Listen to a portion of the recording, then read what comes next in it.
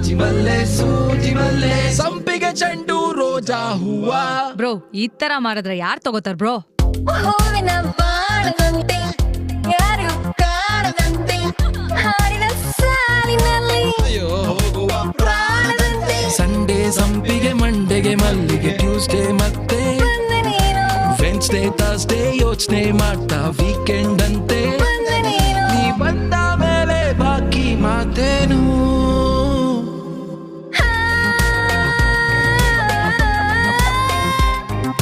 ಜಾಜಿ ಮಲ್ಲೆ ಸೂಜಿ ಮಲ್ಲೆ ಸಂಪಿಗೆ ಚೆಂಡು ರೋಜಾ ಹೂವ ಹೂವ ಹೂವ ಹೂವ ರೋಜಾ ಹೂವ.